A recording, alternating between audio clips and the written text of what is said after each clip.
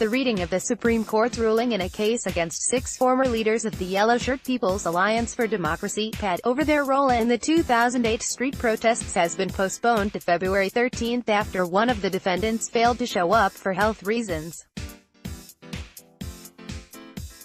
PAD leader Chamlong Srimuang, 83, arrives at the criminal court yesterday. Tawatchai Kemgumnerd Suriyasai Katasila, 45, a former PAD coordinator, had his lawyer submit a letter from his doctor verifying his claim that he was ill and could not attend the hearing. According to his lawyer, Mr. Suriyasai suffered from diarrhea and hypertension and sought medical treatment on January 31. After reviewing Mr. Suriyasai's claim, the court agreed to postpone reading the Supreme Court's ruling to February 13.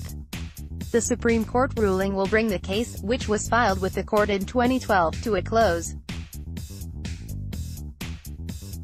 The 5 other defendants, Chamlong Srimuang, Sondi Limthongkul, Pibhop Dangchai, Somkiat Pongpaibul, and Somsak Kosai Suk, were all present.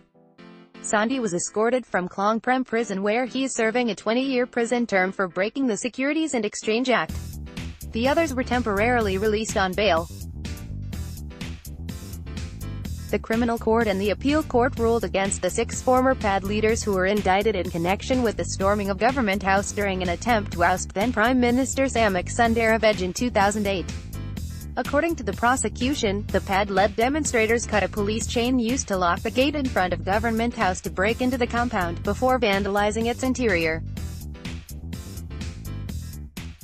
In the first court, they were sentenced to 3 years in prison for leading the protesters in occupying Government House for more than 3 months and damaging property. The jail term was reduced to 2 years because they had cooperated with prosecutors.